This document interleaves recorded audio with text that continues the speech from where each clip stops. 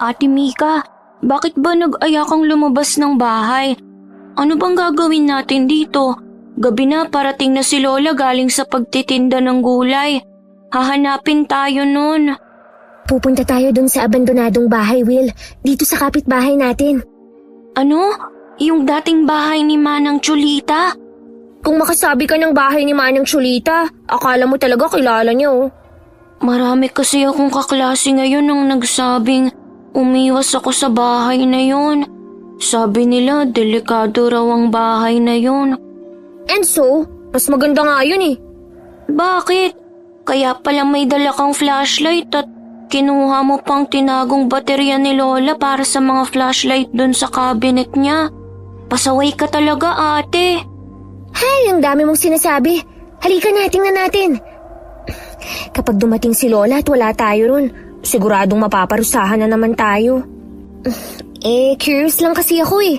5 taon na raw na walang tao sa bahay na yan. Tapos, ang sabi nila, aswang daw ang huling tumira dyan. Gusto ko lang malaman kung may mga natirang gamit siya sa loob, lalo na yung mga antigo. Aswang? Oo, aswang. Bakit parang masaya ka pa? Hindi ka ba natatakot? Hindi. Alam mo naman ako eh, basta related sa kababalaghan, gustong gusto ko yun. Sa ganun nabubuhay ang interes ko. Malay mo, may makita tayong mahalagang gamit. Pero hindi ba masama ang gagawin natin, ate? Papasok tayo sa bahay na hindi naman sa atin. Baka mahuli tayo. Ano ka ba? Abandonado nga eh. Ibig sabihin, walang nakatira. Walang nagbabantay. Kinakabahan ako sa gagawin natin. Wag na kaya tayong tumuloy. Ang duwag mo talaga. Nandito na tayo sa tapat ng bahay. Aatras ka pa. Nakakatakot ang itsura ng bahay, ate. Mabuti nga at malapit lang to sa bahay natin eh. Hindi tayo mahihirapang umuwi kung sakaling sumigaw si Lola dahil maririnig kagad natin. Tara na. Ano ba talaga ang gagawin natin dyan, ate? Paulit-ulit naman ako sa iyo eh. Titingin nga ng mga tirang gamit na nasa loob. Ayoko, baka may multo dyan eh. Hindi totoo ang mga multo. Ano ka ba? Gawa-gawa lang yun ng mga magulang para takutin tayo. Masyado ka kasing mapagpapaniwala eh. Nakakita nga tayo ng multo. Anong sinasabi mo dyan na hindi totoo? Hindi nga yun multo. Dinadaya lang tayo ng paningin natin. Basta, sumama ka na lang. Ayoko talagang pumasok dyan. Di wag. Dito ka na nga lang sa labas. Anong gagawin ko rito? Hay, lahat kailangan ipaliwanag sa'yo. Basta, dito ka na lang sa labas. Kapag may dumating, sabihan mo ko, ha? May nakapagsabi kasi sa akin na may naiwang mga antigong gamit dyan sa loob. Gusto ko lang makita. Sino nagsabi? Wala ko na ron. Teka lang, ate. Natatakot ako mag-isa. Sumama ka na nga lang kasi sa akin. Ang tigas kasi ng ulo mo eh. Tara na, pumasok na tayo. Si ate naman. Baka mahuli tayo ni Lola niyan. Hindi tayo mahuhuli kung hindi mo sasabihin. Kaya halika na. Uy, ang swerte natin oh.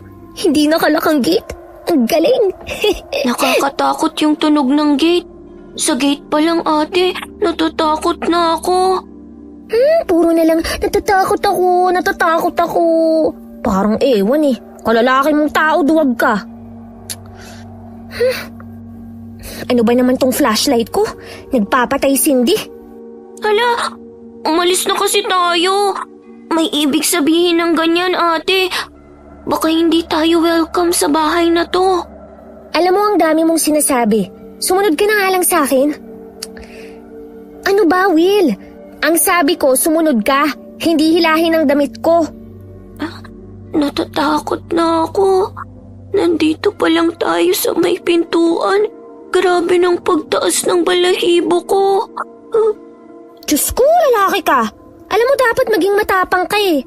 Yan siguro ang dahilan kung bakit hindi ka patuli. Ate Mika naman. Huwag ka na kasing makulit.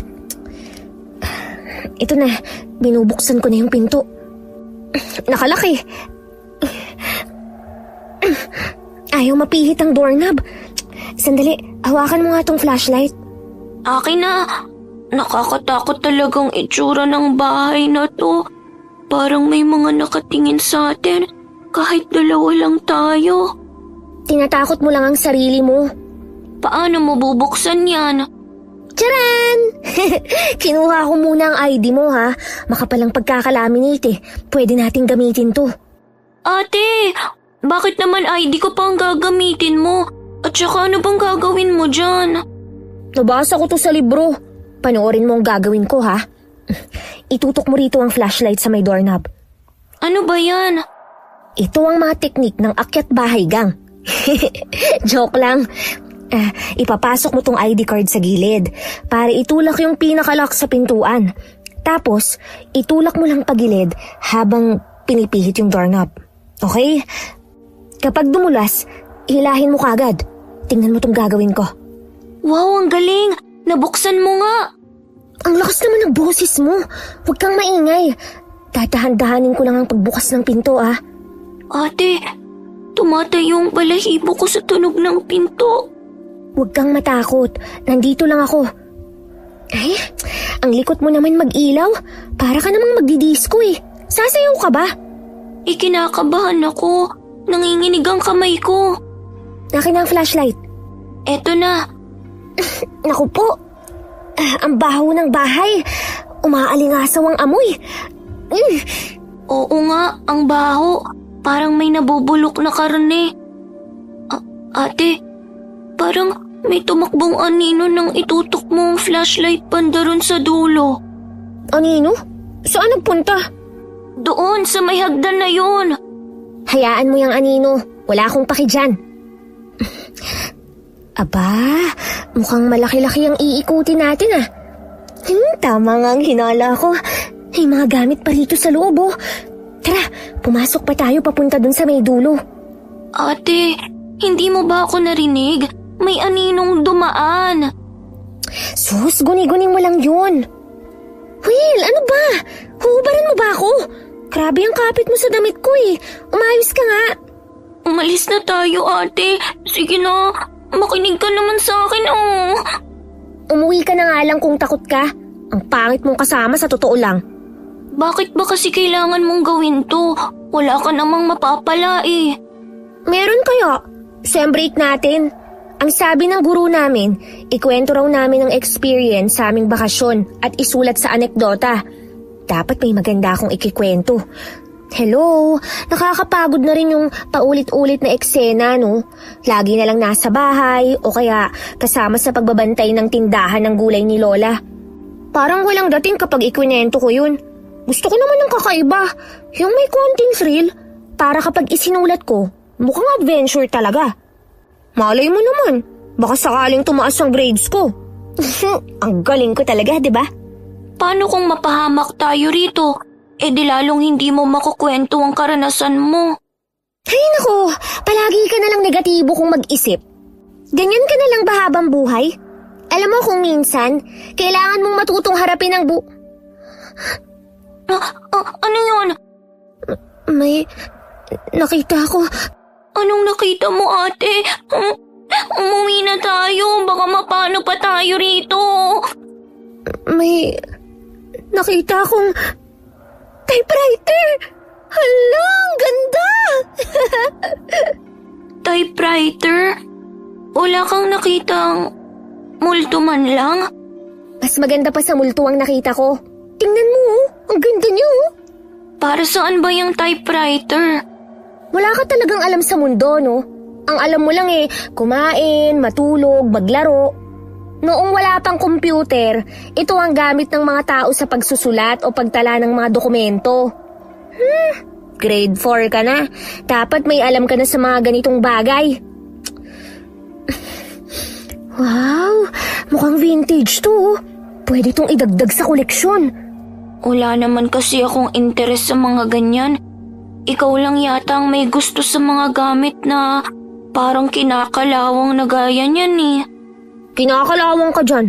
Wala ka kasing alam sa kasaysayan at pangungulekta ng mga antigo at vintage na gamit. Puro holin lang ang iniipon mo. Ay, wow! Tingnan mo, may papel pa sa loob. May nakatipang salita? Ano yun? Hawakan mo nga ulit ang flashlight. Itutok mo sa typewriter ha. Babasahin ko lang. Anong nakasulat, ate? Ang sabi rito, hindi sila umaalis. Tahimik lang silang nakatingin. Naghihintay ng makakalimot magsara ng pinto. Ang panaginip ay hindi mo pag-aari. Ito'y hiram mula sa kaluluwang may pighati. Isauli mo bago ka lamunin ng pangungot na ikaw rin ang humapi. May pangalan sa ilalim. Si Bulan? Anong ibig sabihin nun? Hindi ko alam, pero isang bagay ang sigurado. Manunula ang sumulat nito. Ang lalim ng mga salita eh. Ate, may kumalabog sa itaas. Lumalakas din ang hangin. Bakit may kakalabog dalawa lang tayo rito? Mabuti pa, tingnan natin. Ayoko nga. Halika na. Ate, ayoko na talaga. Ano yun? Parang may pumapaba ng hagdan. Naririnig ko ang bawat tapak niya sa hagdanan. Astig! Abangan natin. Will! Ayoko na! Hindi na nakapagpatuloy si Mika sa pag-iikot. Tumakbo na kasi si Willa. Wala siyang nagawa kundi ang lumabas na rin dahil isa lang ang dala niyang flashlight. Hindi naman niya akalain na magiging ganun ang kapatid. Ipinasok niya sa bulsa ang papel na nakita dahil natuwa siya sa itsura at amoy nito.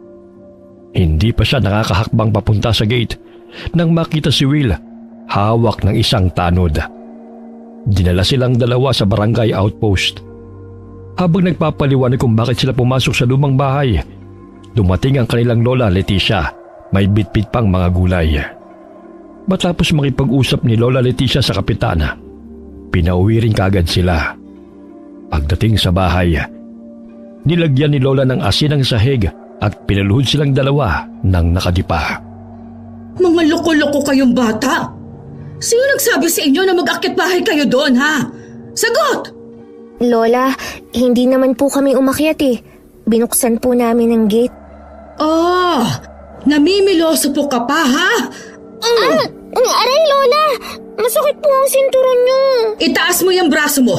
Wala akong sinabing ibaba mo yan. Dumi pa kayo. Nagkamot lang ho ako. Aray, Lola! Hindi lang yan ang matitikman mo sa akin, Mika. Nasaan ang paggalang mo? Wala nang po at opo sa bibig mo. Hanggat nandito kayo sa bahay ko, walang magiging bastos. Tandaan ninyo yan. Sagot! Opo, Lola. Opo, Lola. Iba ang patakaran sa bahay ko kumpara sa bahay ninyo. Wala pa kayong 1 taon dito sa akin, nakukonsumin na ako sa ugali ninyo. Hindi ko kukonsintihin ang asal na natutunan ninyo sa tatay ninyo. Tandaan ninyo, ha? Habang nasa poder ko kayo, susunod kayo sa mga patakaran ko. Maliwanag? Opo. Opo, Lola. Ano naman ang pumasok sa utak ninyo? At pinasok ninyo ang bahay ng may bahay? Hindi ba itinuro ng tatay ninyo na masama ang pumasok sa ibang bahay nang walang paalam? Sorry po, Lola. Si ate talaga ang may kasalanan. Bigla na lang niya akong inaya na pumasok doon. Mika, totoo ba yon? Opo. Sus, Mariusip kang bata. Kaya pala sabi ng nanay mo kailangan disiplinahin ka na matindi. Hindi ka pala nag-iisip. Bakit mo naman ginawa yun? May nagsabi po sa akin na may iniwang lumang gamit pa ang huling tumira ron. Gusto ko lang naman pong makita At pumasok ka talaga kung kailang gabi? Kapag umaga naman kasi may makakakita sa akin Nasaan ang paggalang? Po. Ano? Ulitin mo nga. Kapag umaga naman po kasi, may makakakita po sa akin po. Aba, sumobra ka naman sa po. Nangaasar ka ba talaga? Hindi po. Sorry na po, Lola. Hindi na mauulit? Hindi ko po alam. Lintian ka talaga. Hanggang madaling araw ka dyan. Akala mo nakakatuwa ang ginawa mo? Kahit kailan, hindi ako napatawag sa barangay. Ngayon lang, dahil sa inyong magkapatid, ang tahimik ng buhay ko rito. Tapos darating kayo para pasakitin ang ulo ko. Sorry na nga po, Lola. Hindi na po mauulit. Kung hindi lang nakiusap ang nanay at tatay ninyo sa akin, ha? Hindi ko kayo kukunin. Sa halip na mag-aral kayo, puro kayo kalokohan. Hindi nagpunta sa abroad ang nanay ninyo para magbakasyon. At hindi kumakayod ng tatay ninyo sa Maynila para lang maging siraulo kayong anak. Itaas mo pa yung kamay mo. Nangangawit na po ako, Lola. Pakialam ko. Lola, ayaw ko na po. Sana, naisip mo yan bago ka gumawa ng kalokohan. Diyan lang kayo hanggang umaga. Lola, sorry na po. Hindi na po mauulit. Promise ko po yan.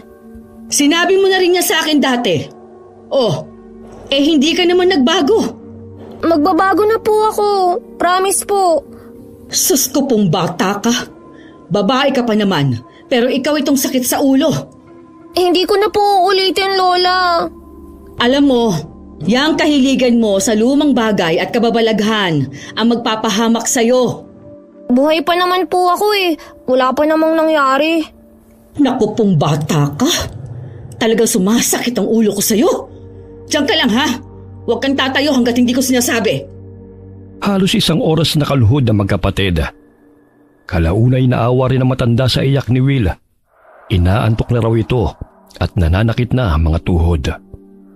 6 na buwan na ang lumipas simula nang iwan sila ng kanilang ama sa poder ng kanilang lola. Todo kayod sila upang makaipon sa pangkolehiyo ng dalawa. Aminado si Mika na pasaway siyang dalaga. 14 na taong gulang pa lamang siya. Pero tila ba lalo siyang naging sakit ng ulo ng magulang at ng lola niya. Masyadong malikot ang isip ni Mika. Mahilig siya sa mga makalumang bagay at sa mga gamit na may kasaysayan at sa mga misteryong tila walang sagot. Madaling araw, naalimpungatan si Mika. May narinig siyang mahihinang ungol mula sa kama ng kapatid. Agad niya itong ginising dahil mukhang binabangungot. Hoy, Will, gumising ka! Ate! Ang higpit ng yakap mo! Nasasakal ako! Ano ba? Sorry, ate. Natatakot lang ako. Nananaginip ka lang, Will. Ginigising kita kasi umuungol ka. Akala ko nga magiging aso ka na eh. Ate, ang sama ng panaginip ko. Palagi ka bang nananaginip ng masama? Hindi ka siguro nagdarasal ano? Nakakalimutan ko eh. Kasalanan mo naman pala kaya ka nagkakaganyan eh. Hindi na yan panaginip lang. Bangungot na yan. Ang lakas naman ng kulog! Kanina pa yata umuulan. Ano ba? Siksik ka ng siksik? Malalaglag na ako sa kama eh. Ano bang meron ngayon, ate? Bakit parang masama ang panahon? Matulog ka pa kaya, Will? Baka sa susunod, hindi na multo ang bumisita sa panaginip mo. Baka ako na, dala ang sinturon ni Lola. Hindi ko alam kung makakatulog pa ako, ate. Ano ba kasing napanaginipan mo? Sa totoo lang, palagi ko tong napapanaginipan. May matandang lalaki na nag-aaya sa akin na sumilip sa loob ng kwarto ni Lola. Matandang lalaki? Oo, ate. Gusto niya akong pumasok sa kwarto ni Lola. May itinuturo siyang kung ano sa ilalim ng kama. Ano naman kaya ang itinuturo niya? Nakapasok ka na ba sa kwarto ni Lola? Hindi pa, ate. Kaya nga nagtataka rin ako kung bakit paulit-ulit ang panaginip kong yun. Ay, hindi kaya may kung ano sa kwarto ni Lola? Hindi ko rin alam. Kailangang alamin natin. Mamaya, kapag umalis na si Lola, papasok tayo sa kwarto niya. Ate, wag na. Baka mahuli na naman tayo ni Lola. Hindi tayo mahuhuli. Ano ka ba? Puro ka ganyan eh. Nahuli nga tayo kagabi. Ang sakit tuloy ng tuhod ko. Parang nangingitim na nga eh. Sus, ang arte mo talaga. Para luhod lang sa asin eh. Ang hina talaga ng loob mo. Basta ate, hindi ko gusto ang plano mo. Eh di wag, ako na lang ang titingin. Isusumbong kita kay Lola. Sige, isumbong mo. Kapag sinumbong mo ko, hindi na ako papayag na dito ka matutulog sa higaan ko. Tumabi ka kay Lola. Ayaw ko! Ang tapang palagi ng amoy ni Lola dahil sa langis na pinapahid niya. Kung ayaw mong tumabi kay Lola, sasamahan mo ko. Hindi ka ba nahihiwagaan kung bakit paulit-ulit mong napapanaginipan ng matandang lalaking yun? Baka may gusto siyang sabihin. Ate, kinakabahan ako sa mga sinasabi mo. May ikikwento ako sa'yo tungkol sa nabasa ko. Bakit mo pinatay ang ilaw? Ah! Mama, may multo! Relax ka lang, ako lang to, no? Tinapat ko lang ang flashlight sa baba ko. Multo agad. Sus! Nakakatakot kaya. Mukha kang multo. Nilagay mo ba naman ang flashlight sa ilalim ng baba mo eh? Kainis ka talaga, ate. Matulog ka na ulit. Mamaya, may misyon tayong gagawin. At hindi ito basta-basta. Mga ilang oras lamang ay ginising sila ng kanilang lola, Leticia, upang magpaalam na magbabantay siya ng tindahan niya sa may talipapa. Mga bata, aalis na ako ha. Opo. Ingat po kayo, Lola. Kung may matira kayong pagkain, takpan nyo na lang. Opo, Lola. Kami na po ang bahala. Hoy, Mika, hindi ko gusto yung ngisi mo. Parang may binabala ka na namang kalokohan.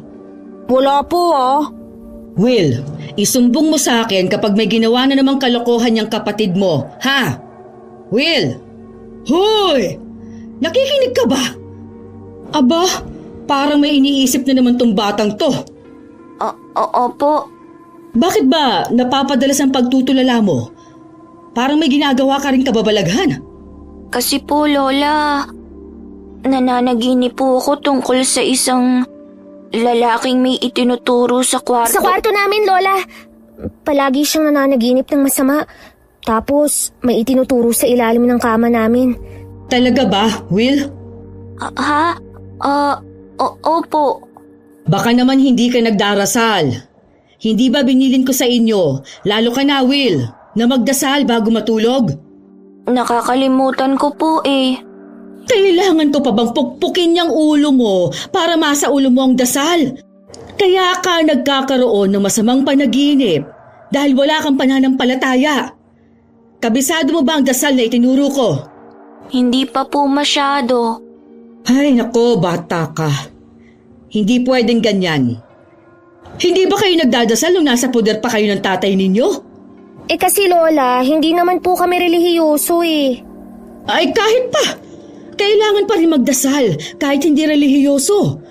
Napakaraming masasamang elemento. Mga nilalang na gumagala sa paligid. Kaya ikaw, Mika, tigilan mo na yung kakaipon ng mga lumang gamit na hindi mo man lang pinadadasalan, ha? Loko ka talaga. Okay po, Lola. Aba, himala. Hindi ka nagalit o sumagot ng pabalagbag? Ito naman po si Lola, oh. Hindi naman po ako ganun. Lola, baka malate pa kayo sa pagbukas ng tindahan nyo. Alis na po kayo. Aba, bakit pinapaalis mo ka agad? May kalokohan ka sigurong balak, ano? Wala po, Lola. Nag-aalala lang po ako. Baka wala kayong kitain kung tanghali na kayong aalis. Wala namang problema sa akin ang tanghaliin sa pagtitinda. Hawak ko naman ang oras ko eh. Ikaw din, Lola. Sabi nga sa kasabihan, daig ng... ano nga yun? Ay, nakalimutan ko na. Basta Lola, yun na yun. Ewan ko sa'yo ang bata ka. Oh, siya. Dito na muna kayo, ha? Mika, may mga gulay dyan. Magluto ka na lang para sa inyo ni Will, ha?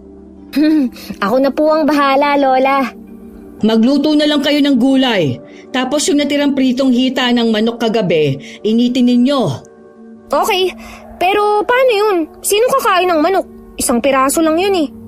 Nasaan na naman ang paggalang mo? Ay, ang sabi ko po, paano po yun? Sinong kakain po ng manok? Di ang gawin mo. Magsabaw ka ng gulay. Isahog mo ang manok. Himay-himayin mo. Ang dali ng solusyon sa problema mo, Mika. Sorry na po. Susundin po namin yan. Dyan na kayo. Ingat po kayo, Lola. Sa unang pagkakataon na, nakangiting hinatid ni Mika ang kanyang lola papunta sa gate nilang gawa sa kahoy. Nagbilin si Lola Leticia na walang lalabas ng bahay. At nang makalayo na siya, patakbo si Mika na pumasok sa loob. Will, halika na. Ate, hindi ko pa natatapos tong kamote ko. Nag-aalmusal pa ako. Huwag mo nang ubusin yan. Ngayon ang tamang oras para silipin ang kwarto ni Lola. Bilis! Si ate naman, kumakain pa nga ako. Mamaya ka na kumain. Bilisan mo na. Kainis naman. Anong sinabi mo? Sabi ko nandyan na. Lumakad ka ng mabilis. Binibilisan ko na nga eh. Nandito na tayo. Naku, nakalakang pintuan ng kwarto. Paano natin yan bubuksan? Huwag na kasi nating silipin. Kainis ka talaga. Puro kapigil sa plano. Eh mali kasi to ate. Kaya nga nakakandado yan. May dahilan si Lola. Alam mo, nabasa ko sa libro, kapag ang may-ari ng kwarto ay naglalak, may tinatago yun. Ha? Wala ka talagang alam no? Ganun ang matatanda. Madaling hulaan ang mga gagawin nila. Baka may tinatago si Lola, kaya lumalabas yan sa panaginip mo. Ano pa bang nakikita mo sa panaginip?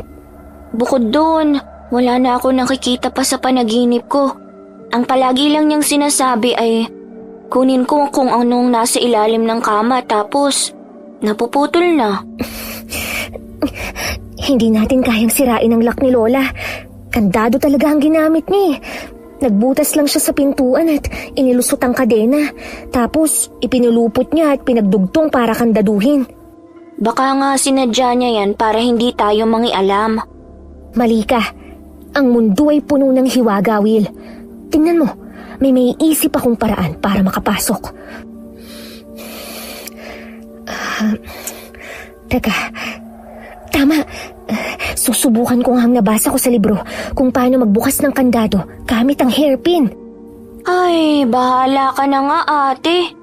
Ay, kaso wala akong hairpin eh. Teka, hindi ba may bintana sa kwarto ni Lola? Oo ate, bakit? Halika, lumabas tayo. Ano na naman yan? Halika na, bilisan mo. Doon tayo dadaan. Hindi ba kahoy lang ang lock ni Lola ron? Sa tingin ko. Alam mo, ang pangit mong kasama sa buhay. Ang boring mo, nakakainis. Sabi nga kasi sa'yong ayaw kong sumama sa mga ganito eh. Sisilip lang naman tayo eh. Wala tayong gagawing masama.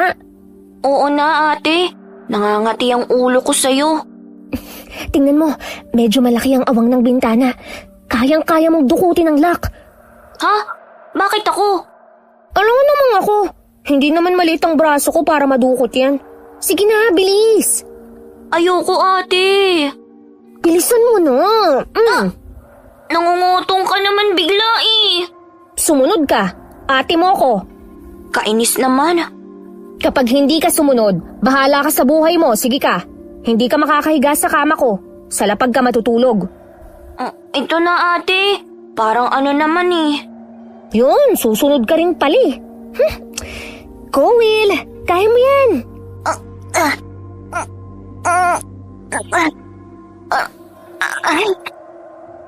Ang sikip ng butas ate. Gamitin mo tong patpat. Dali. Akin na. Oh. Go, Will. Kaya mo yan. Susubukan ko. Ang hirap talaga eh. Huwag kang sumuko. Ang mga sumusuko ay hindi nagwawagi.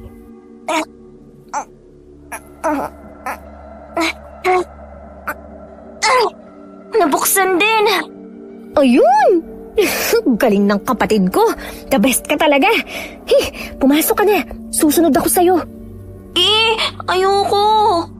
Kapag hindi ka pumasok, ilalaglag kita. Ayoko talaga. Ayaw mo ha? Aray! Kainis ka ate. Tinulak mo talaga ako. Ang sakit tuloy ng puwet ko. Makulit ka kasi. Hindi naman masakit yan. Kawayan lang naman ang sahig natin eh. Ang arte mo. Dinaganan mo pa ako. Kainis ka talaga, ate. Bilisan na natin. Isusumbong kita kay nanay kapag tumawag yun. Wow, ang linis ng kwarto ni Lola. Kailangan, bago tayo umalis, maayos ang pwesto ng mga gamit ha, para hindi siya makahalata. Hindi talaga maganda tong ginagawa natin. Manahimik ka nga. Nandito na tayo eh. Ano pa bang pinoproblema mo dyan? Silipin na natin ang ilalim ng kama. Ate, anong nakita mo? Parang hindi ka na umimik. May malaking baul sa ilalim ng kama ni Lola. Tulungan mo ako, Will. Hilahin natin. Walang nagawa si Will kundi ang sumunod. Hinila nila ang baul palabas ng kama. Halos habulin nila ang hininga ng tuluyang mailabas ito. Hindi nila naiwasang maubos sa kapal ng alikabok. May kandado sa baul, pero hindi ito nakasara. Dahan-dahang binuksan yun ni Mika. Napanganga siya sa mga lumang gamit at mga librong bumungad sa kanila. Tingnan mo, Will. Ang daming libro ni Lola. Tingnan mo tong isa. Grabe, ang kapal ng alikabok. Uy ate, baka masira mo yan. Minsan kahit hawak mo lang Ay, naku po. Napilas kong pahina. Hindi ko sinasadya. Ate, lagot ka kay Lola niyan. Hindi niya malalaman kung hindi ka magsusumbong. Tsaka, sobrang luma na kasi yung papel eh. Parang bulok na dahon. Madaling mapunit. Ang dami mo pang dahilan. Umalis na nga tayo. Baka may masira ka pa. Hoy, ano ka ba? Tingnan pa natin yung mga gamit dito. Ang exciting kaya. Hindi ko alam na may ganito si Lola. Ha? Ano to? Ate, tingnan mo. Ano yan? Wow! Kutsilyo ba yan? Sa tingin ko, hindi lang to basta kutsilyo. Para siyang punyal ng mga sinaunang dato. Tingnan mo yung ukit oh. Parang may simbolo. Bakit kaya to itinatago ni Lola?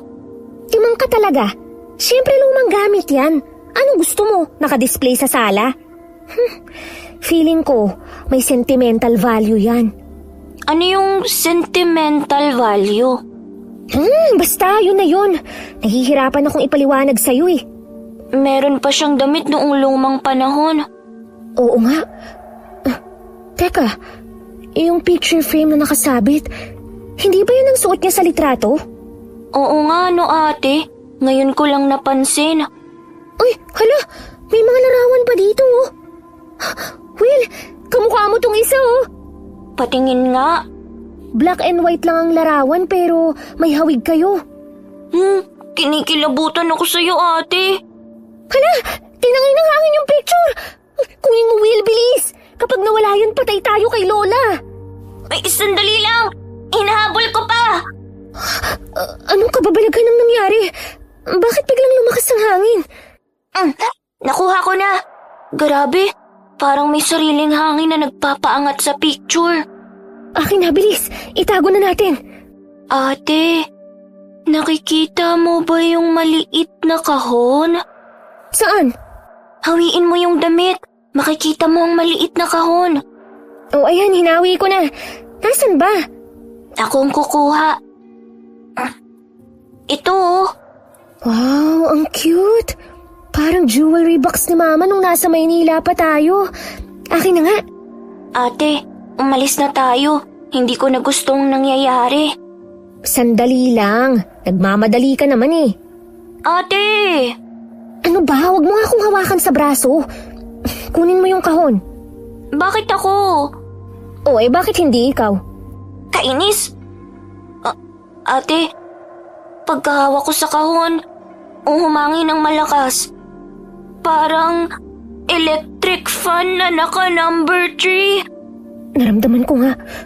Mukhang may malakas na enerhiya sa kahon na to.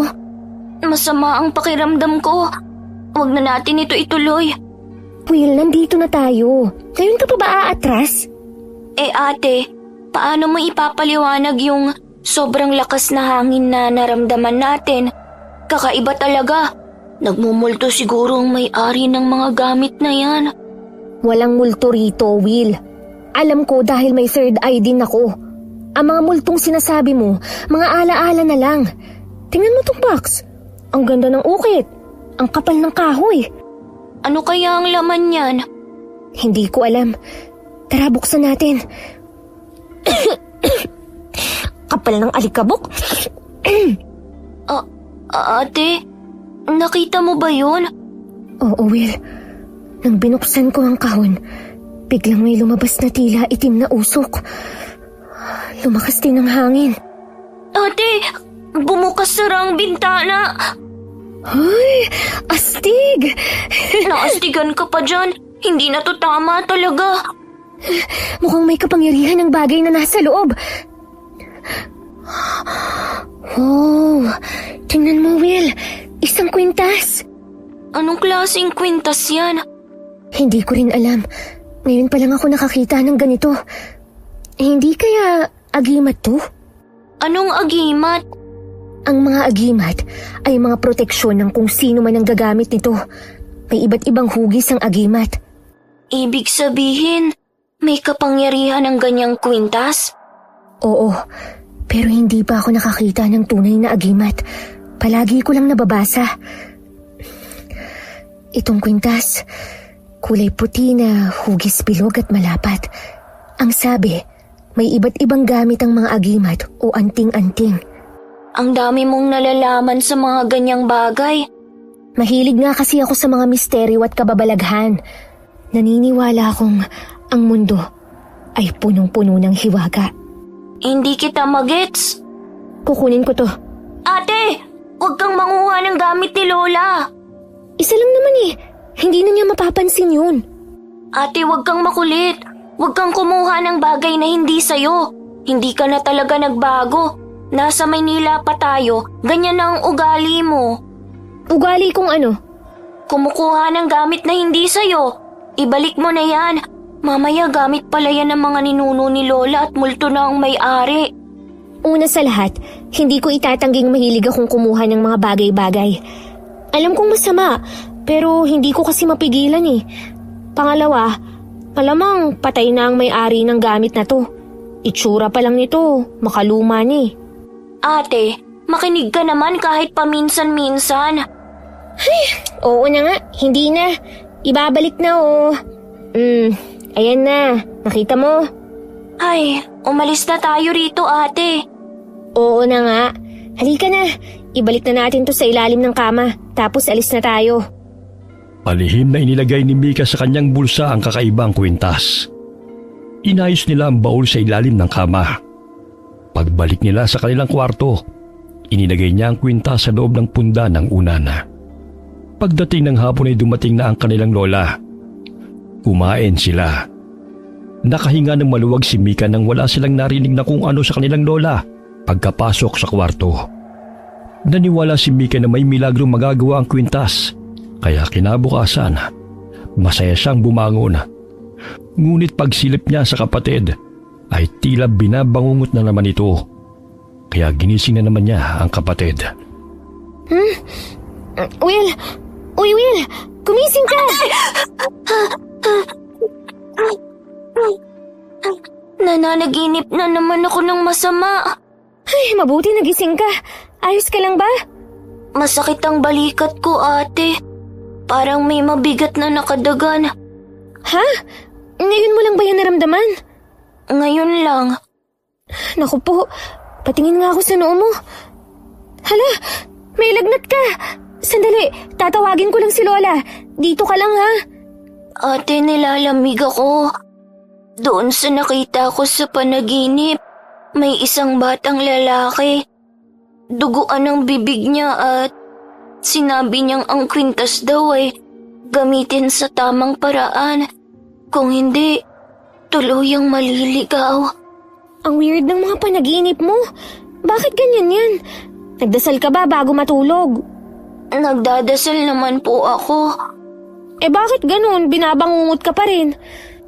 Ay, hayaan mo na. Sasabihin ko muna kay Lola na may lagnat ka. Dito ka lang ha. Oo, ate. Salamat. Nakakapagtaka naman. Bakit bigla siyang nilagnat? Okay pa naman siya kagabi ah. Paano kung ibigay ko ang kwintas sa kanya? Baka sakaling gumaling siya. Pero hindi ko pwedeng sabihin sa kanya na kinuha ko ang kwintas. Siguradong isusumbong niya ako kay Lola. Ay, bahala na nga. Kailangan kong makausap si Lola. Lola! Tao po! Lola! Sandali lang! Papunta na! Ang bilis kong nagising si Lola ngayon ah. Himala. Anong kailangan mo, Mika? Lola, tulungan niyo naman po ako. Mainit kasi si Will. Natural, mainit siya. Buhay pa siya. Ano bang sinasabi mo? Hindi po yun ang ibig kong sabihin. Si Will po kasi nilalagnat. Ano? Nalintikan na. Halika, puntahan natin. Tara po. Ano raw ba nangyari sa kanya? Binangungot na naman, Lola. Ginising ko siya pero pagkagising niya, sabi niya masakit ang likuran niya. Sinubukan kong hawakan ang noo niya. Nakakapaso ang init niya, Lola. Wala ka na namang galang na bata ka. Ilang beses ba kitang tuturuan? Ay, sorry po, Lola. Nakakalimutan ko po eh. Pasok na po tayo, Lola. Bakit ang dilim naman ng kwarto niyo? Sorry po, hindi na masyadong nakapag-ayos ng kwarto eh. Will, iho, ayos ka lang ba? Kumusta ang pakiramdam mo? Lola, nilalamig po ako at ang bigat ng pakiramdam ko. Oo nga, inaapoy ka ng lagnat. Mika! Bakit po? Magpakulo ka nga muna ng tubig. Magdala ka na rin ng bimpo at kapag may mainit na tubig ka na, ibuhos mo sa palangganita. Maglagay ka ng kaunting tubig na hindi mainit. Madali ka! Opo, Lola. Walang inaksayang oras si Mika at sinunod ang utos ng lola niya. Matapos noon ay hinatid niya ang palangganita sa kwarto. Pinunasan ni Lola ng bimpo na isinawsaw sa maligamgam na tubig ang buong katawan ni Will habang bumubulong. Ilang araw nang naging ganon ang sitwasyon ni Will at palagi pa rin itong binabangungot. Kaya imbis na makagala siya, ay napirmi siya sa bahay at nag-alaga kay Will. Kung minsan ay nawawala ang lagnat nito pero hindi ang sakit ng katawan. Gabi na at nagpasama si Will sa banyo dahil natatakot ito. Saktong magbabanyo rin siya para maglinis ng katawan. Matagal ka pa ba dyan sa loob, Will? Will, gising ka pa ba? Saglit na lang, ate. Akala ko nakatulog ka na eh. Huwag kang magbababad ng katawan ha. Baka lagnatin ka na naman. Oo, ate. Hay, salamat. Nagbukas din ang pinto. Oh, anong nangyari sa'yo? Bakit nakangiwi ka? Ang sakit kasi ng katawan ko, ate. Parang may nakadagan. Sobrang sakit ba talaga? Oo, kung minsan, nahihirapan akong huminga. Kaya madalas lang akong nakahiga. Bakit hindi mo sinasabi kay Lola? Nahihiya ako, ate. Imbis na pagbabantay lang sa tindahan niya ang aatupagin niya, kailangan pa niya akong asikasuhin. Baliw ka talaga. Kesa naman araw-araw kang ganyan na pabalik-balik ang lagnat. Tingnan mo, nakukuba ka na rin. Mabigat nga kasi ang balikat ko, ate. Hala, pumapahangit ka na. Si ate naman eh. Joke lang. Pero, seryoso, kumukuba ka na talaga. Gusto ko nang gumaling. Napapagod na ako. Ang bigat palagi ng pakiramdam ko. Kaya nga dapat gumaling ka na. Mauuna na ako sa iyo, ate, ha? Kaya mo na bang maglakad nang ikaw lang mag-isa? Kaya ko naman. Sige na, umalis ka na dyan sa tapat ng salamin. Aalis na. Tama na yan. Hinaharangan mo ang kagandahan ko. Teka, ano yun? Pagkalagpas niya, nagip ng mata ko na parang may nakapasan sa balikat ni Will. Hindi ako makagalaw. Anong nilalang yun? Ate, okay ka lang? Ha? Wala. Okay lang ako. Magpahinga ka na. Anong klaseng nilalang yun? Ito ang unang beses kong makaramdam ng takot. Hindi ko mapigilang manginig sa takot. Hindi kaya nagkakasakit si Will ay dahil sa kwintas na kinuha ko. Naku, hindi pwede. Kailangan ko nang itapon ang kwintas. Kawawa naman ang kapatid ko. Unang beses niyang makaramdam ng kilabot sa kanyang katawan. Naisip niyang may kinalaman ng kwintas sa nangyayari sa kanyang kapatid. Kaya palihim niya yung kinuha at itinapon sa isang kanal malapit sa kanilang bahay. Hindi naman kasi niya may babalik ito sa loob ng kwarto ng kanyang lola dahil baka lalo siyang mahuli at mapagalitan. Dumaan ang mga araw at nawala ang lagnat ni Will. Pero palagi pa rin itong binabangungot at masakit pa rin ang balikat. Naisip ng lola nila na dalhin ito sa isang manghihilot. Kakilala ng lola nila ang manghihilot na si Mang Ben. Tapos ko na siyang hilutin. Salamat, Ben. Will, maayos na ba ang pakiramdam mo? Medyo po. Makinig ka, bata. Hindi yan kaagad na mawawala. Ano po ang ibig niyong sabihin? Ikaw ay gagambalain ng mga nilalang. Hindi ka nila patatahimikin hanggat hindi niya nakukuha ang bagay na yon. Hoy, Ben, anong ibig mo sabihin? Tinatakot mo ang apo ko. Bahala ka kung hindi ka maniniwala, Leticia. Pero sa darating na mga araw, lalapit sila sa inyo upang kunin ang matagal na nilang inaasam. Loko ka talaga, Ben. Tinatakot mo lang ang mga apo ko eh. Salamat ha sa paghilot mo sa apo ko. Dati akong albularyo, Leticia. Alam mong may katotohanan ng mga sinasabi ko. Hindi nyo matatakasan ang kapalaran ng angkan ninyo. Matagal nang naging tahimik ang buhay namin. Magtutuloy-tuloy na yon. Hindi mo ba nararamdaman ang nakaambang panganib? Ben, tinatakot mo lang ang mga apo ko. Aalis na kami. Ito ang bayad ko. Kumain ka ha at huwag magpagutom. Binibigyan lamang kita ng babala, aking kaibigan. Will. Will ang pangalan mo, tama? Opo. Kunin mo itong makabuhay. Kapag may kakaibang lumapit sa iyo, hampasin mo lamang ito. Ano bang ginagawa mo, Ben? Hindi namin kailangan yan. Hindi naman kami sinasalakay ng aswang. Kahit pa. Kunin mo ito, iho. Hindi ka dapat matakot sa kanila. Sige po. Salamat po. Oo na. Sige na. Aalis na kami. Halika na, Will. Pagbabago ang takbo ng buhay mo, Will. Ikaw ang napili ng kwintas. Paano niya nalaman ang tungkol sa kwintas? Tumigil ka na nga, Ben. Baka lalong bangungutin itong apo ko eh. Loko ka talaga. Basta kapag kailangan nyo ng tulong, huwag kayong mag-alinlangan na puntahan ako. Oo na. Leticia, palagi ka namang may dalang asin, hindi ba? Ha? Wala akong asin pero palagi akong may kutsilyo. Magmula ngayon, dapat lagi ka nang may dalang asin. Lola, halika na po. Will, tara na. Ito na nga, naglalakad na. Will, huwag mong intindihin ang sinabi ni Mang Ben. Lola, ate, natatakot po ako.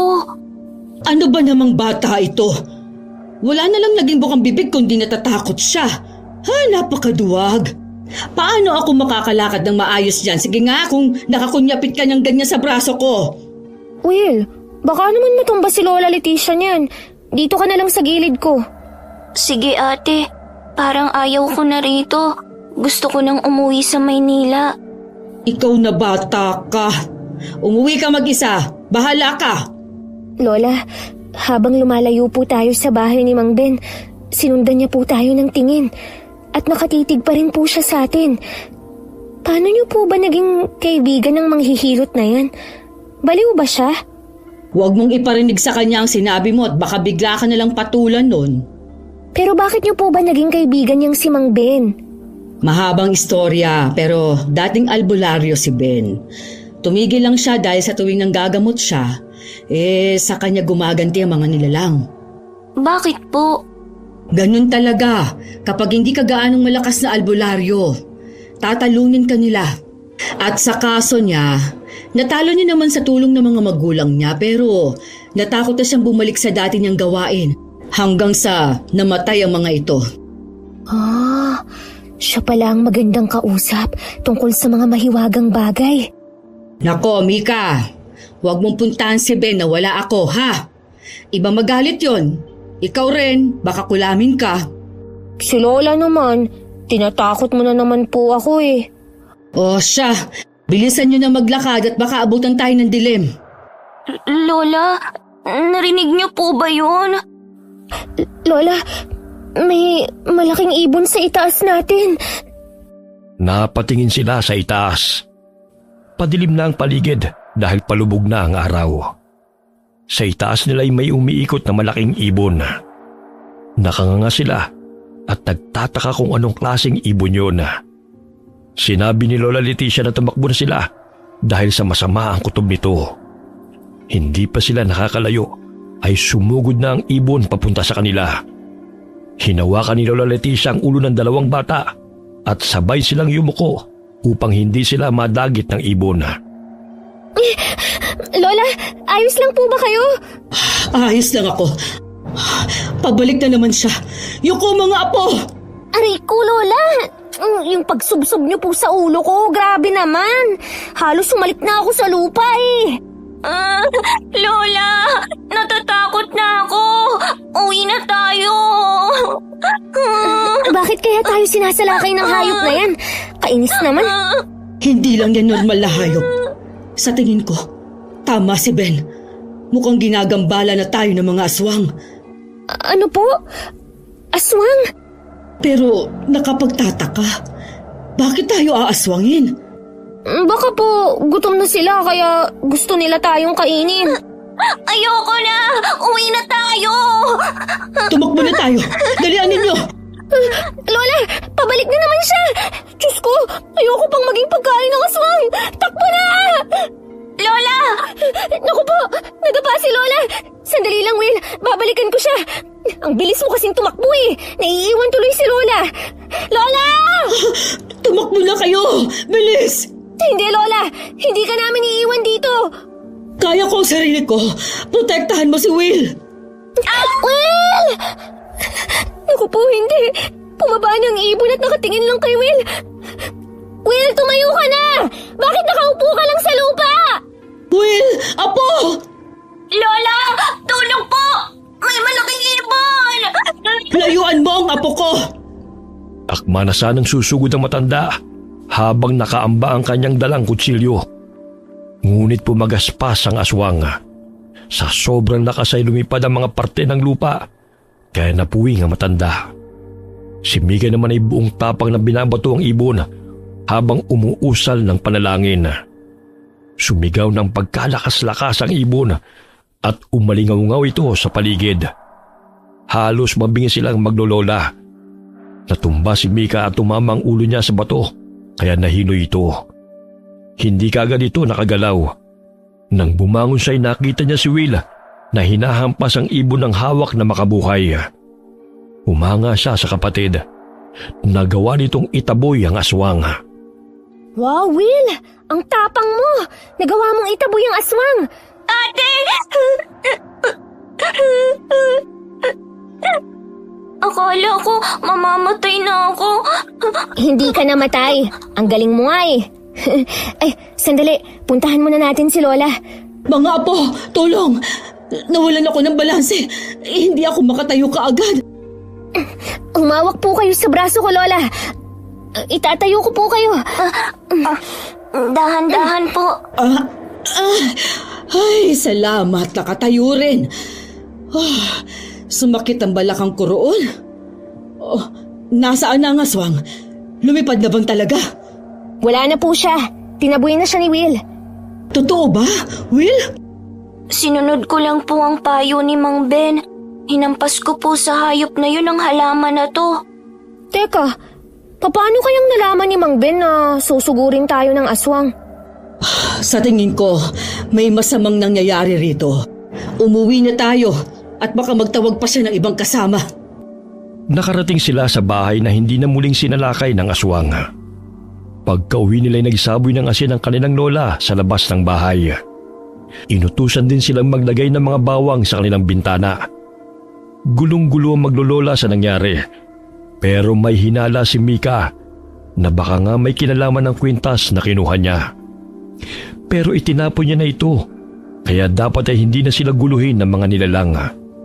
Sinabihan sila ng kanilang lola na maglagay ng kahit kalahating basong asin sa tabi nila at magdasal bago matulog. Mahimbing na silang natutulog nang magising si Mika dahil narinig niyang umuungol ang kapatid. Ano ba yan? Pinabangungot na naman ng batang to. Will, gumising ka. Pinabangungot ka na naman eh. Inaantok pa ako eh. Ayoko pang dumilat. Please naman, gumising ka na. Will, bakit hindi siya gumigising? Ha? Ano yun? Bakit parang may tumatawa? Will! Mika! Sino ang tumatawa? Bakit wala akong nakikita? Mika! Buksan mo ang pinto! Lola, nandyan na po. Bakit ba ang tagal mo magbukas ng pinto? Lola, ayaw magising ni Will. Kanina ko pa siya ginigising. Hanggang sa kwarto ko nga naririnig kong ungol niya. Lola, hindi ko alam kung anong gagawin. Will! Ano po ang gagawin natin? Naririnig ko po na may tumatawa. Hindi ko makita. Wala akong kakayahang makakita ng nilalang. Paano na, Lola? Ano pong gagawin natin? Kailangan natin gisingin si Will. Gisingin mo siya, dali. Ako na ang bahala magsaboy ng holy water at magdasal. Hahampasin ko ang katawan niya nitong palaspas. Sige po. Lumayas ka sa apo ko! Layuan mo siya!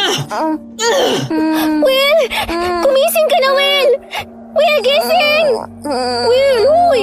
Kumising ka! Kung kailangan kitang sampalin, gagawin ko talaga. Ano? Hindi ka talaga gigising, ha? Will! Kapag hindi ka nagising, pipisilin ko yung itlog mo! Lola, naririnig ko pa rin na tumatawa yung babae. Wala tayong magagawa. Kailangan niyang magising sa sarili niya. Will, gising! Ayaw mo talaga, ha? Ayan, malakas yung sampal ko, ha? Hindi ka pa rin nagising? Kainis naman. Daganan kaya kita. Mika! Ano nangyayari sa'yo? Lola, naninigas po ang katawan niya. Lola, nakikita ko na po kung sino ang tumatawa. Sino? May babaeng nakaupo sa ibabaw ni Will. Matabang nilalang. Gisingin mo na si Will. Sa tingin ko, isa siyang batibat. Kapag nagtagumpay siya, mamamatay ang kapatid mo. Will, gising, bilis! Ay, bahala na. Sasampalin na lang kita ng paulit-ulit.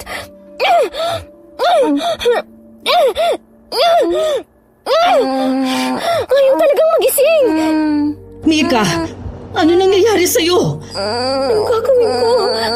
Nakakainis ang tawa ng nilalang na to. Pero hindi ko siya mahawakan. Hindi rin siya tinataplan ng ginagawa ni Lola. Umalis kang pangit ka! Tigilan mo ang mga apo ko! Will, gumising ka na! Nagising na siya!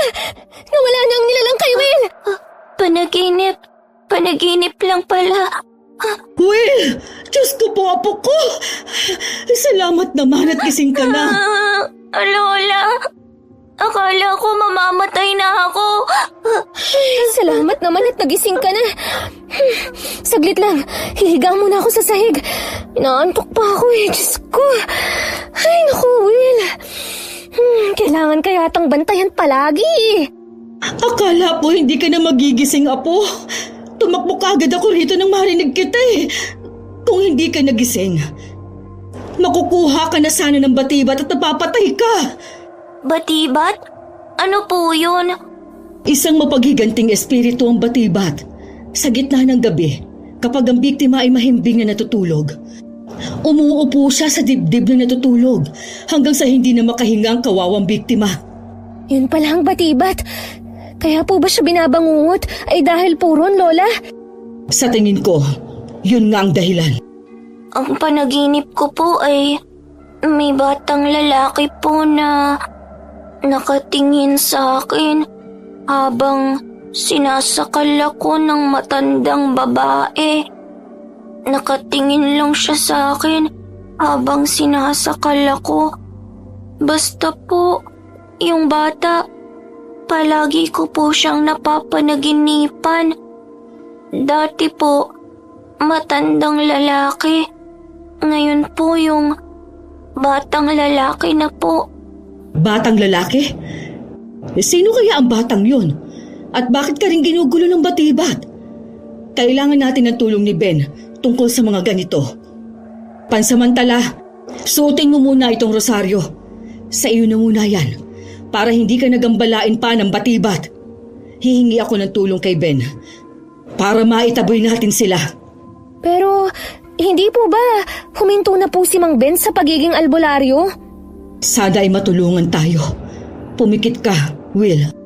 Po, Hinawakan ni Leticia ang ulo ng apo at taimtim itong dinasalana. Pagkatapos ay inihipan ito ang ibabaw.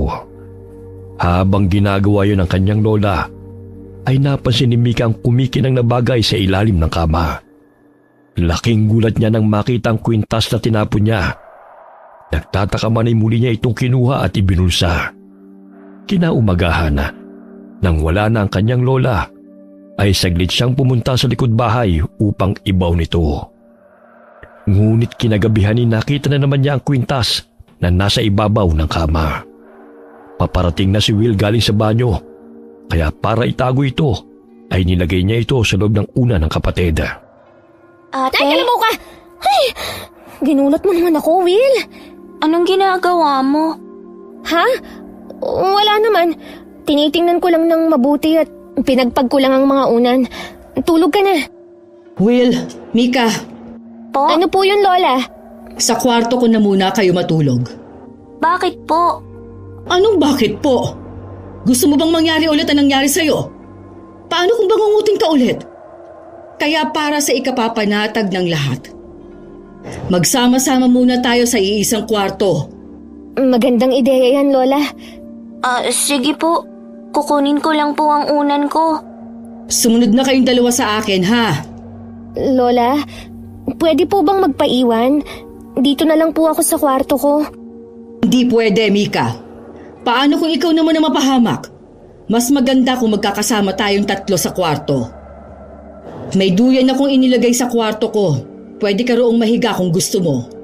Tama ang sinabi ni Lola, ate. Mas maganda kung magkakasama tayo. Kasi naman ikaw pa nga lang nakatabi ko, naiirita na ako. Si Lola pa kaya? Hoy, bata ka. Naririnig kita, ha? Bunganga nito. Sa ayaw at sa gusto ninyo, magsasama tayo sa iisang kwarto. Pansamantala lang naman. Ano na, dali. Lola, susunod na po kami. O sige, hintayin ko kayo ron, ha? Opo. Ay, naku naman! Ayokong katabi si Lola. Sana kayong dalawa na lang Ano ka ba, ate? Kung kami lang dalawa, paano kung ikaw naman ang atakihin tapos wala kami sa tabi mo? Maganda nga ang plano ni Lola Ayoko pa naman ng amoy ni Lola tuwing gabi. Lagi siyang nagpapahid ng matapang na amoy ng langis. Hindi ko alam kung para saan yun pero ang baho talaga. Nananapak ang amoy Kesa naman ikaw ang dalawi ng batibat. Ay, oo nga pala. Anong ginagawa mo riyan sa cabinet mo? Sandali lang. Nasaan na kaya yun? Aha, ito na. Libro? Aanhin mo yan. Dito ko nabasa ang tungkol sa mga sinaunang paniniwala ng mga Pilipino. Mga aswang, agimat, mga multo at elemento ang nakasulat dito. Nandito rin ang tungkol sa batibat na sinasabi mo. Hala, hindi totoo to. Bakit? Anong nakita mo? Tingnan mo to. Yung ano? Yan o. Hindi ba parang parehas ng kwintas na nakita natin sa baul ni Lola? Oo nga. Ibig sabihin, Ayon dito sa libro, ang anting-anting na yun ay pwedeng proteksyon laban sa mga nilalang. ate, may kumakatok sa bintana natin. Pati sa dingding, Kumakatok. Ano ba naman? Wala pang gabi na pwede tayong matulog ng matiwasay. Puro na lang ganito. Palakas ng palakas ang katok niya. Lola! Lola! May nagugulo na naman! Ate, labas na tayo please. Natatakot na naman ako. Halika na, dalian mo! Ito na ate, tara na. Lola! Lola! Oh, bakit? Ano nangyari sa inyo? Bakit ganyan ang mga itsura nyo? May kumakatok na naman po. Sa tingin namin ay yung halimaw na naman. Ha? Kapag tinamaan ka talaga na lintek, bakit kaya palagi may nanggugulo sa buhay natin? Lola, pati sa bintana mo kumakatok siya. Sus Mio Marimar! Hindi niyo ba talaga kami patatahimikin? Loko mga aswang to ah! Lola! May kung ano pong pumapasok sa siwang ng bintana! Parang mahabang dila. Mika, iabot mo sa akin ang palaspas! Ito po, Lola! Magtulungan kayo ni Will. Sabuyan ninyo ng asin. Opo, Lola! Ito yung asin ate, sabuyan natin siya. Ano yun? Mayroon din sa bubong? Hoy! Umalis ka dyan! Lola, meron din po sa pintuan. Kinakalabog na po nila ng sabay-sabay ang paligid ng bahay natin. Huwag kayong matakot. Lalo lang nila tayong tatakutin kapag nagpadala kayo sa emosyon ninyo. Bakit po kaya tayo inaaswang? Wala naman pong buntis dito eh. Hindi lahat ng aswang buntis ang punterya. Pwede nilang patayin ng kahit na sino kapag tinamaan sila ng tawag ng laman. May uri rin ng aswang na kapag may sakit ang isang tao, sa kanila balak patayin. Kaya po siguro nila tayo hinahabol ay dahil nagkasakit po ako. May iba pa akong naiisip na dahilan. Pero napaka-imposible nun. Lola, nasira na po nila ang pinto. Diyos ko po! Pumeso kayo sa likuran ko, dali! Will, nasa iyo pa ba ang makabuhay na ibinigay ni Ben? Nasa akin pa po, Lola. Gamitin mo yan kapag merong umatake sa'yo. Nagulat ang maglola na may malakas na puwersang sumipa sa pintuan. Nasira yun at pumasok ang isang aswang na tila gumagapang kumaglakad. Mahaba ang dila nito at dinig na dinig ang tunog ng kanyang paglalaway. Inatake nito ang kanilang lola sa pamamagitan ng matalas nitong dila. Hinampas naman ito ng matanda ng kanyang palaspas na may holy water. Kaya nalapnos ang dila nito. Mabilis kumilos ang aswang at nagpagala-gala siya sa loob ng bahay. Halos hindi nila ito mahuli. Nagulat na lamang si Mika nang nasa harapan na niya ang kalaban at nakangisi sa kanya. Pinuluputan siya nito gamit ang dila at itinakbo palabas. Tulong! Lola! Will! Tulungan niyo ako! Ate! Mika! Hoy! Aswang ka! Bitiwan mo ang apo ko! Bitiwan mo ako! Bitiwan mo ako, sabi! Ano ba? Ano bang kailangan mo sa akin? Ay, Diyos ko po! Mabuti na lang at huminto na siya. Nasaan ako? Bitiwan mo nga ako! Aba, pinitiwan nga ako. Saan nagpunta yun? Saang parte na ba ako ng lugar namin? Mapuno rito at mataas. Nasa bandang buntok na yata ako. Teka, masukan ang lugar na to ah. Kailangan kong makalayo. Ayun ang bahay. Tanaw na tanaw rito. Wisit naman na aswang to. Inilabas pa ako. Ate! Ang layo mo naman! Will! Huh? Ano yun? Yung aswang na ibon, nasa itaas ko. Umiikot siya. Will, mag-iingat ka! Tumingala ka! Mika! Naririnig ko sila. Wala! Papunta na po! Ano to?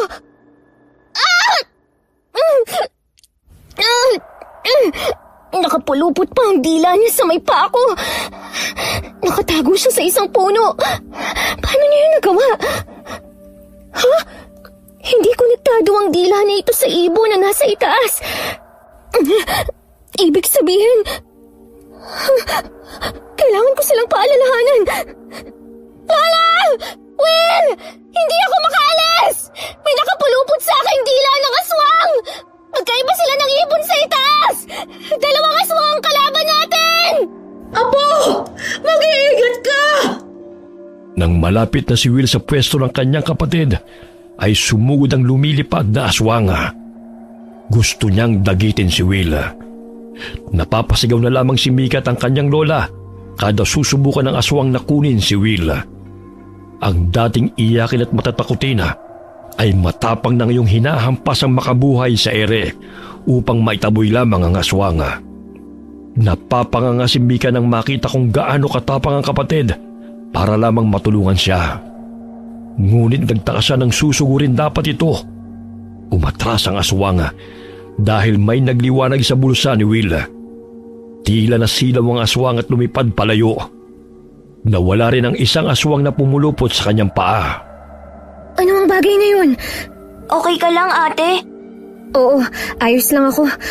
Ang galing mo ron Ang tapang ng ginawa mo. Wala akong choice, ate. Noong nakita kita, sabi ko kailangan kong magkaroon ng lakas ng loob para lumaban. May kung anong energy akong naramdaman. Nakita ko, may lumiwanag sa bulsa mo. Talaga? Patingin ako Ano naman ang magliliwanag dyan? Baka guni-guni mo lang. Ha? Ang kwintas. Bakit nasa bulsa ko yan? Hindi ko rin alam. Ate, maniwala ka. Hindi ko yan kinuha sa baul ni Lola. Huwag kang maingay. Baka marinig ka niya. Itago mo lang ulit sa bulsa mo. Pero maniwala ka. Hindi ko talaga yan kinuha. Alam ko. Dahil ako ang kumuha niyan. Ha? Ate, ikaw ang naglagay nito sa bulsa ko? Hindi. Sa loob ng unan mo. Doon ko nilagay yan. Pero hindi ko alam kung bakit napunta yan sa bulsa mo. Siguro, talagang mahiwaga ang kwintas na yan. Narinig mo ba yun, ate? May umatungal. Umalis na tayo rito. Itago mo ulit ito sa bulsa mo. Napagod ako ron. Ang galing mo, Will. Nataboy mo ang mga aswang. Paano mo? Sandali lang. Hiningal ako. Lola, huwag na po kayong magsalita at baka lalo pa kayong hingalin. Dapat hindi na po kayo sumunod. Akala ko kasi mapapahamak kayo.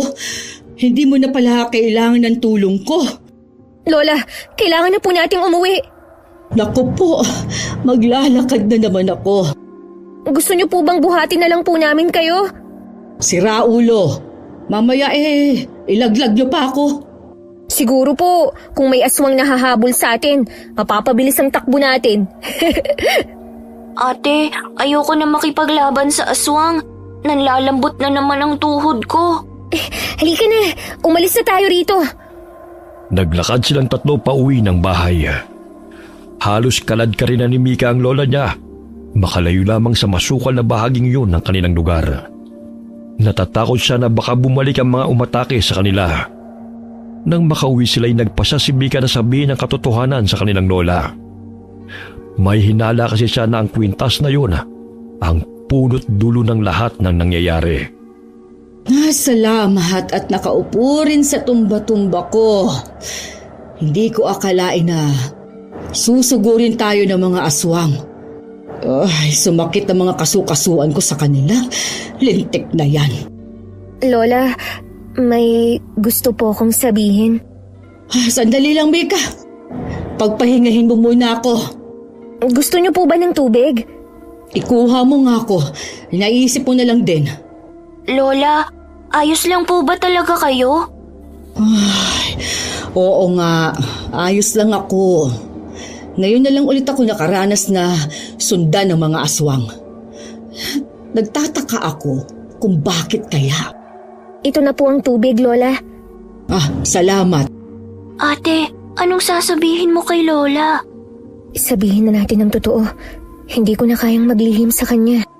Ilagay mo nga itong baso sa kusina, Will. Opo, Sandali lang. Akin ang kwintas. ito sa bulsa ko. Anong pinagbubulungan ninyo dyan? Lola, may sasabihin po ako sa inyo. Ano ba yon? May kasalanan po kami sa inyo. Ano? Nung wala kayo, pumasok po kami sa kwarto nyo. Paano kayo nakapasok nakakandado ang pintuan? Sa bintana po kami dumaan. Tiningnan po namin ang baul nyo sa ilalim ng kama. Ano? Mga bata kayo! Bakit kayo nangingialam ng gamit na hindi naman sa inyo? Sorry na po, Lola. Wala akong lakas para parusahan kayo ngayon. Ano bang ginawa ninyo? Kasi Lola, sa tingin ko po, ito ang dahilan kung bakit tayo inaaswang. Ano ba yan? Ate, ipakita mo na. Ito po, Mika! Will! Anong ginawa ninyo? Paano niyo nakuha ang kwintas na yan? Ako pong nakakita niyan sa baul, Lola. Itinuro ko po kay Ate Mika. noong una po, akala ko pampaswerte siya. Kaso, simula nung tinabi ko siya, nagkasakit po si Will at nagpapabalik-balik lang. Loko kayo mga bata kayo! Kaya naman pala tayo inaaswang. Lola, inaamin ko po na kasama ako sa pagpasok sa kwarto mo. Pero sinabihan ko po si ate na huwag manguha ng gamit. Pasensya na po, kasalanan ko po talaga. Palihim ko pong tinago yan kay Will. Yang talagang kamay mo, Mika. Ang likot-likot. Ayoko magalit ha, dahil alam kong pagod kayo at natatakot. Pero Diyos ko naman. Ano ba naman kayo mga bata kayo? Sinabi ko na sa inyong kapag hindi ninyo pag-aari, huwag ninyong dalawin. Sorry na po, Lola. Hindi na po mauulit. Alam nyo ba kung ano ito? Pwede kayong ipahamak ng kwintas na ito. Noong una po, ang alam ko lang po agimat siya. Nabasa ko rin po yun sa libro Pero hindi ko po alam kung bakit imbis na layuan tayo ng mga aswang, parang nilulusob tayo. Ay, ibigay mo na yan sa akin. Ito po, Itatago ko muna siya sa bimpong ito. Lola, gusto ko pong malaman kung ano po ang tunay na kapangyarihan ng agimat na yan. Ano yun? Naririnig niyo po ba yun? Parang may mga sumisigaw at umiiyak na mga tao. Iba't ibang boses. Nakakabingi. Ako rin, naririnig ko sila. Ito ang mahirap kapag may third eye ang pamilya. Lahat tayo nakakarinig. Ano pong gagawin natin? Sinasabi ko na nga ba nakapahamakan lang ang dulot ng kwintas na to? Well, takpan mong magkabilang tenga mo. Ginagawa ko na po, Lola. Kaso, naririnig ko pa rin ang mga hiyaw at sigaw nila. Kailangan natin silang labanan. Lola, nagliliwanag na naman po ang kwintas. Kanina, nagliwanag din po yan nung susugurin na si Will ng aswang. Hindi ko maintindihan kung bakit. Pero sa tingin ko, hinahatak sila ng kwintas palapit sa atin. Hindi ko na po talaga maintindihan. Paano hinahatak po sila ng kwintas? Pero kanina, tumakbo sila nang magliwanag po yun sa bulsa ni Will. Magpahid kayo ng holy water sa inyong tainga, tapos magdasal tayo. Dali na! Okay po. Natahimik silang tatlo at hinintay matapos ang pagdarasal ni Lola Leticia. Nawala ang mga hiyaw at iyak na naririnig nilang tatlo, kaya humanga siya sa ginawa ng Lola. Hindi ko na po sila naririnig. Paano po ninyo nagawa yun? Tinuruan ako ng lola ko ng mga simpleng dasal. Pero syempre, hindi ako ganun kagaling. Ano po ba yung mga naririnig natin? Bakit po sila sumisigaw, umiiyak, at may ibang parang nasasaktan ng pagsigaw? Ang mga narinig natin ay mga kaluluwa ng ating mga kamag-anak. Ano po? Bakit naman maririnig ni Will ang mga yun? Makinig kayo sa ikukwento ko. Itong kwintas o agimat na ito, tinatawag itong tuway-tuway. Isa itong malakas na agimat. Tuway-tuway? At ang gagamit nito Dapat malakas ang loob at mabuti ang puso. Dahil kung mapupunta ito sa ganid at gagamitin sa masama, mababahiran din ito ng kasamaan hanggang sa kontrolin ka ng agimat. Bakit po kayo may ganyang agimat? Ang tuway-tuway na ito ay buto galing sa isa sa angkan natin. Ang huling aswang sa pamilya na si Lolo Junel. Aswang? Tama ang narinig ninyo. Galing tayo sa lahi ng mga aswang. Bata pa nang mamatay si Lolo Junel sa hindi inaasahang sakit. Dahil doon, hindi na niya naipasa ang pagiging aswang sa ating henerasyon. Ang kalololohan ay naisipang gawing gabay si Lolo Junel.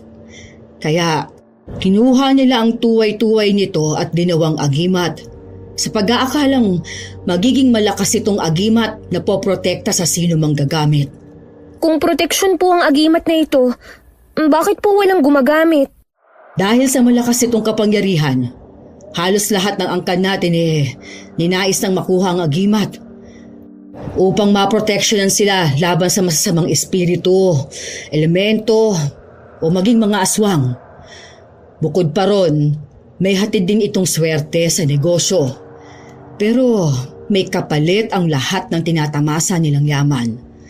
Kung ang hangarin hindi busilak. Ano pong ibig niyong sabihin? Ang mabuting motibo ng agimat ay nabahiran ng masamang intensyon. Nang mapasa kamay ito ni Lolo Danilo, ginamit niya ang kayamanang natamasa upang magyabang at tapakan ng ibang tao. Kaya naman ang naging kapalit noon, namatay ang kanyang anak sa sakit, gaya ng kay Lolo Junel. Namatay rin siya dahil dulot ng kalungkutan. Matapos niyang mamatay, doon na nagkagulo kung kanino mapupunta ang tuway-tuway. Nagpatayan, nagsisihan ang mga naiwan sa pamilya. Lahat nais makuha ang tuway-tuway. Ano pong nangyari pagkatapos nun? Dahil sa sigalot na nangyari, minabuti ng aking lolo na walang gagamit nito. At sa tulong ng aking ina na isang manggagamot, dinasalan nila ang munting kahon kung saan nila inilagay ang kwintas upang walang makakita nito. Sinabi nilang sinunog ni tatay ang kwintas pero ang totoo, walang bagay na nakasisira sa agimat.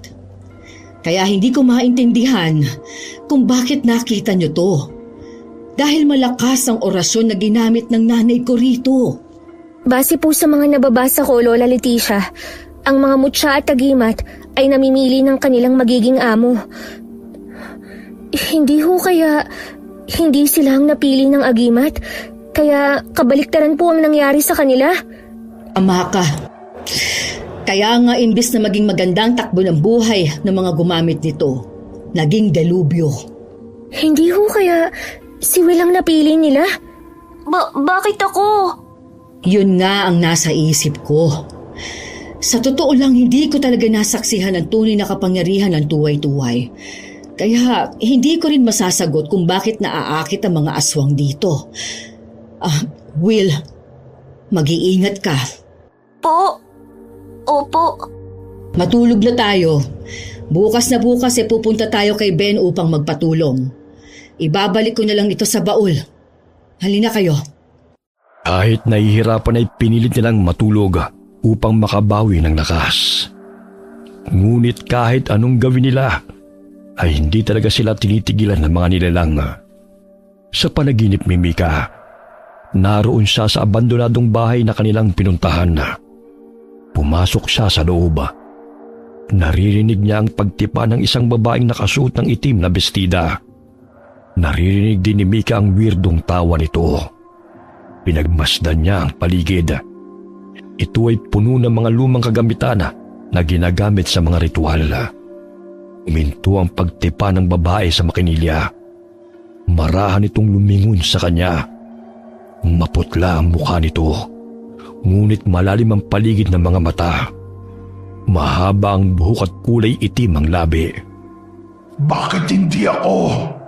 Ha? Bakit hindi ako?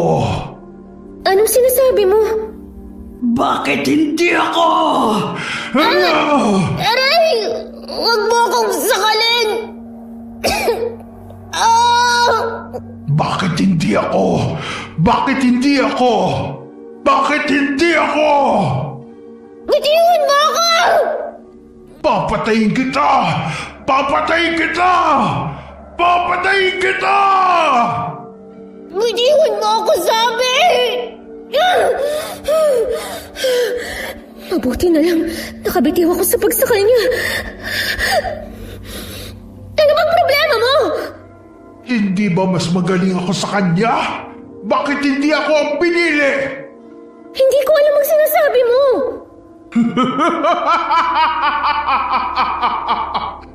Sino ka? Bakit ako nandito? Mas magaling ka sa kanya pero bakit siya ang pinili? Anong sinasabi mo? Mas matapang ka kaysa kay Will pero bakit sa kanya napunta ang tuway-tuway? Ha? Hindi ka pinili ng agimat. Sa tingin niya mahina kang tao.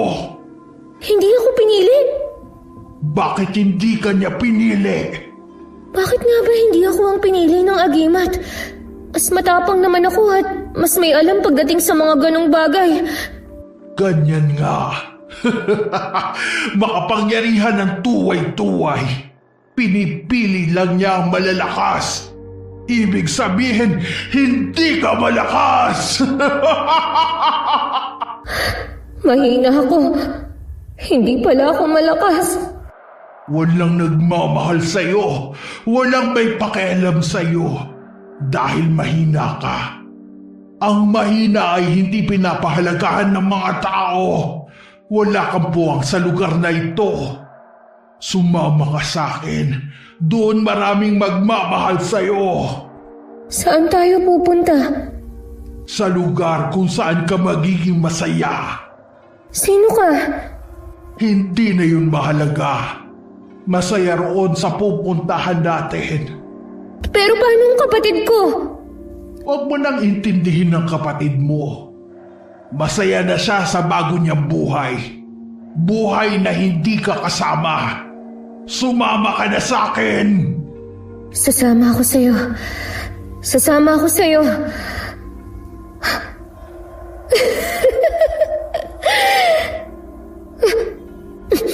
Ganun ba ang gusto mong marinig? Hindi ako sasama sa'yo. Hindi mo sinasabi ang pangalan mo. Kanina lang sabi mo, papatayin mo ko. Tapos ngayon, gusto mo akong sumama sa'yo? Aalis na lang ako. Bahala ka dyan. Ayokong sumama. Sandali. Nasa panaginip ba ako? Bakit hindi ako makapaglakad? Kahit anong lakad ko, hindi ako makaalis. Ha?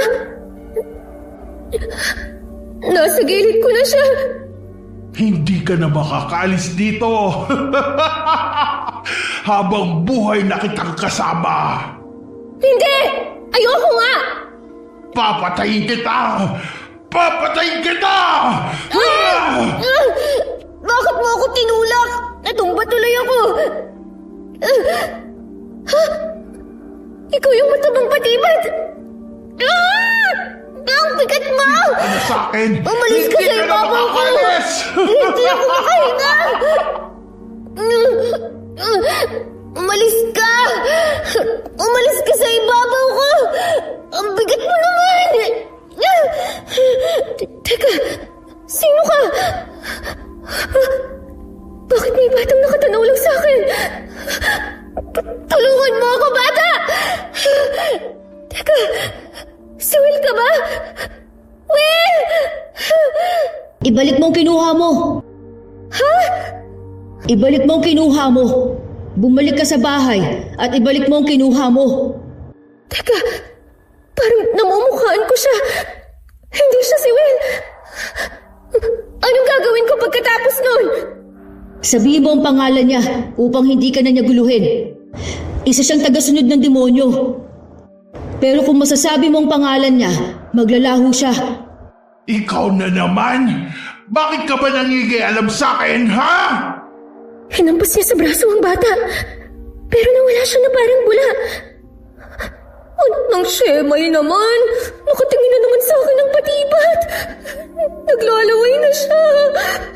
Mamatay ka na! Para makasama ka na sa akin kasama ng ninakaw mo! Ang sabi ng bata, sabihin ko ang pangalan niya. Anong pangalan niya? Mamatay ka na! Ibabalik ko ang gamit mo. Huwag mo lang akong patayin. Hindi na kailangan yan. Ang gusto ko, mamatay ka! Hindi na nasiha ng batibat at sinakal na siya. Halos mawalan siya ng malaya. Kumapit siya sa lamesa kung saan nakapatong ang makinilya hanggang sa malaglag ito. Napansin ni Mika ang papel na nasa loob pa ng makinilya. Hinila niya ito sa pag-asa makakatulong ito sa kanya upang mawala o matalo ang batibat. Walang nakasulat dito.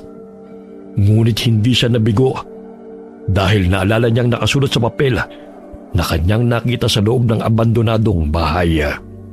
Si Bulan! Hindi! Si Bulan! Ikaw si Bulan! Lubayan mo ako, si Bulan! Ah! Naglahong bigla ang batibat matapos siyang sabihin ang posibleng pangalan nito. Hindi niya kasi alam kung yun ang totoong pangalan nito. Nagbaka sakali lamang siya. Nagising siyang humahangos at nanlalagkit sa pawis. Nakita niya sina Will at Lola Leticia na takot ang itsura. Ate Mika! Diyos ko po! Salamat sa Panginoon at nagising ka na! Akala ko ate mawawala ka na. Akala ko rin. Hindi ko akalain na makakabalik pa ako. Sa unang pagkakataon, Lola Leticia, natakot ako. Ayos lang ang matakot, Mika. Muntikan ka na mamatay kung hindi mo lang natalo ang batibat. Buwisit na batibat yun. Paano mo siya natalo, ate? May tumulong sa akin. Bata siya. Binigyan niya ako ng clue para matalo ang batibat. Bata? Sino naman kaya ang batang yon? Lola, namukhaan ko po siya. May larawan po sa loob ng baul niyo na kamukhang kamukha ang batang nakita ko. May hawig po siya kay Will. Hawig ko? Iisa lang ang larawan na nakalagay sa baul. Dahil baul yan ng lolo ko. Baka si Lolo Junel. Sandali. Titingnan ko. Basta po, tinulungan niya po akong makaalis sa panaginip ko. At ang sabi niya, may kailangan akong ibalik sa abandonadong bahay. Ito ba ang batang nakita mo?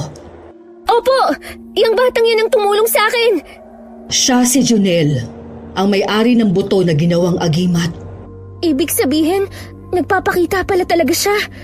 Ate, Lola, sa tingin ko, hindi nyo na yan kailangang tingnan. Bakit, Will? Nasa harap na natin siya. Ha? Kumusta kayo? Lolo Junel? Ako nga, Leticia. Pasensya na kayo kung tinakot ko kayo.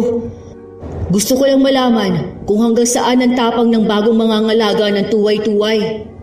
Ano pong sinasabi ninyo, Lolo Junel? Si Will ang napili kong mangalaga sa tuway-tuway. Nakita kong malinis siyang hangarin. Pinili rin siya ng agimat. Bakit po ako?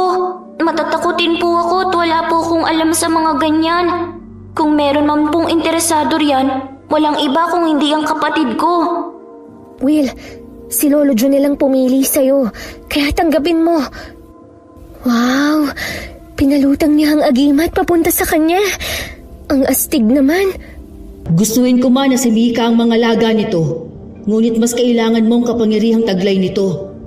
Ikaw, Will, ay isang lagusan ng mga nilalang. Lagusan? Tama, sa mata ng mga engkanto, elemento, aswang at mga multo. Ikaw ang nagniningning kagaya na lamang ng kwintas na ito. Kailangan mo to upang hindi ka makuha ng mga nilalang na yon. Tanggapin mo. Tanggapin mo na, Will. Salamat po. Sinabit pa niya ang agimat sa leeg mo. Ang galing! Parang totoong-totoo siya. Leticia, Ano po yun? bantayan ninyo si Will. Darating ang araw na merong mag-i-interes sa kanya at kukunin siya. Gawin ninyo ang lahat ng paraan para hindi siya makuha. Poprotektahan siya ng agimat. Kaya, huwag na huwag niyang kalilimutang suotin.